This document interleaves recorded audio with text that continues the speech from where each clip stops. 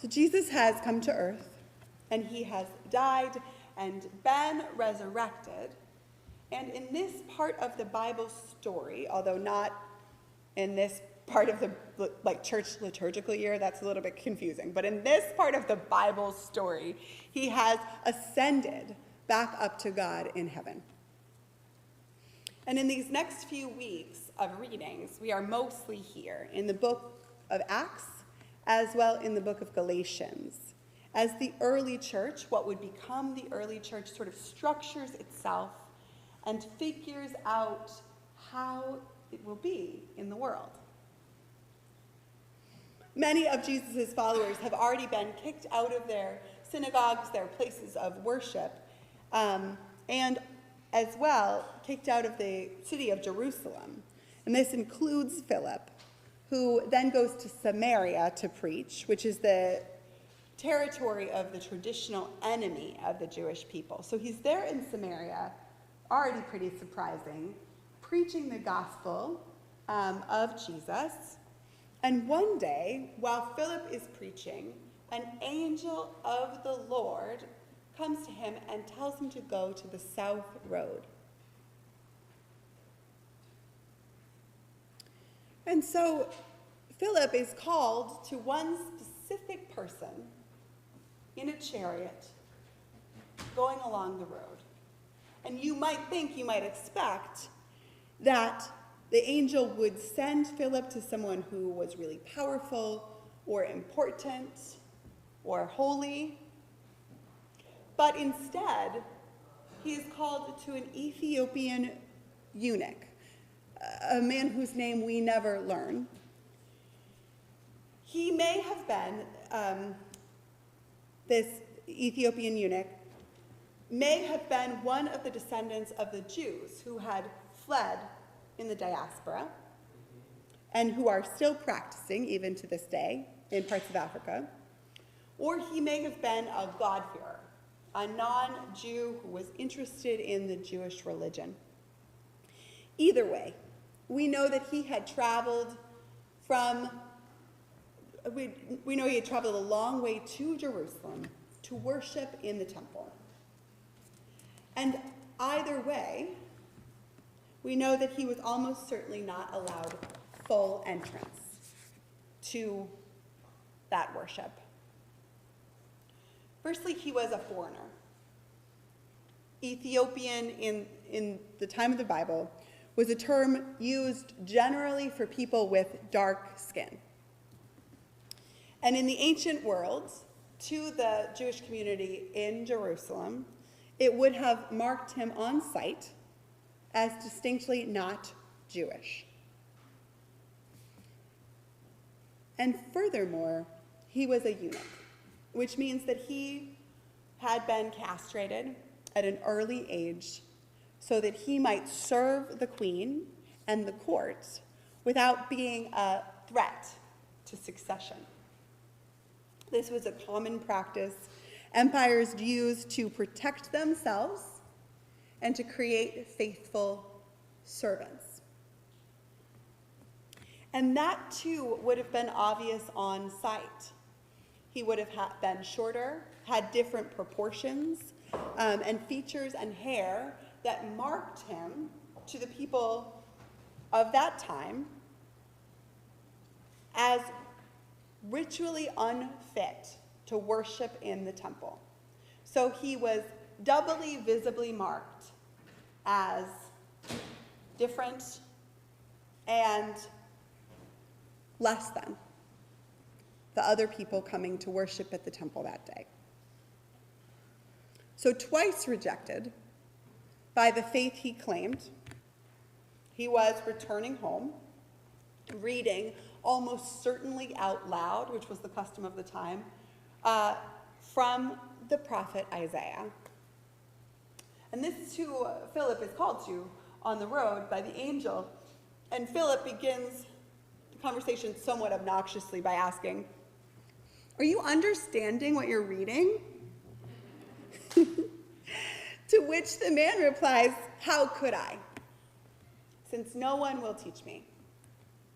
Since I am unfit to be taught, how might I understand? And so they read the passage together. And they read from the prophet Isaiah about a king who shows his power not through control, not through maiming or castrating or killing or conquering, but through suffering alongside the people who he serves. And Phillip declares to him, this promised Messiah has come, and he is Jesus. And he went to death upon the cross. Now, the Ethiopian eunuch worked probably from boyhood for a royal family.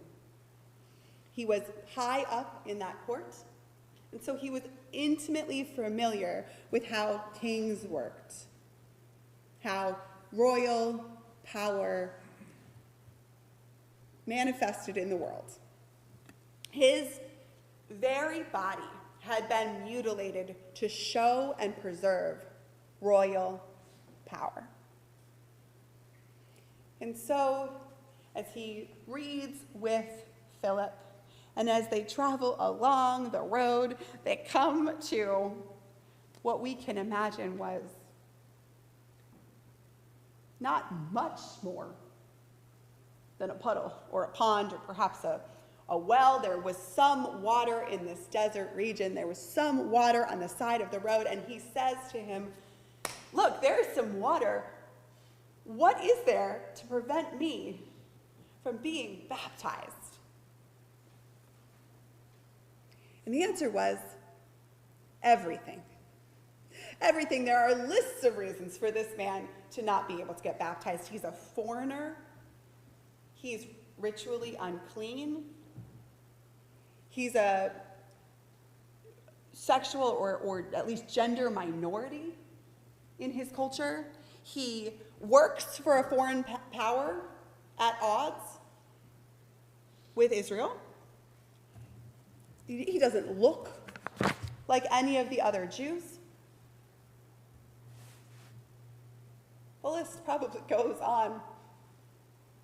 And yet, they stop the chariot. They get out, and into the water he goes, and out he emerges, publicly claimed and cherished by God, and sent into the waters of baptism by the very angel of the Lord. Jesus has come to earth, and he has died and been resurrected. And in this part of the story, he has ascended up to God in heaven. And the question for the church now is, who is this promise for? Who is included? Who is claimed by these promises and these blessings of Jesus?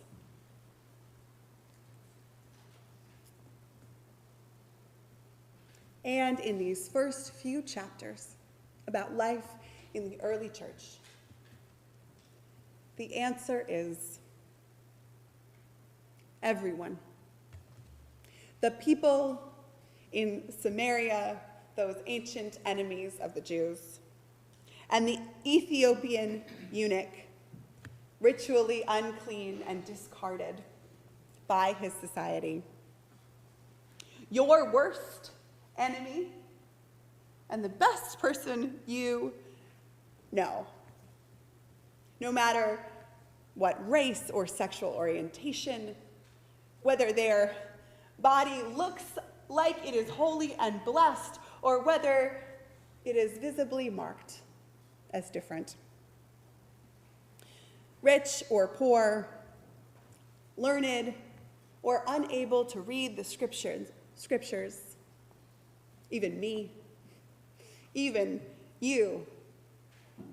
There is nothing that prevents us from full access to the promises of God, and nothing that prevents us from accepting God's claim and God's call. All we are asked to do is stop our wagons, get out on the road, pause our lives for a second so that we might remember and rejoice. Praise be to God, and amen.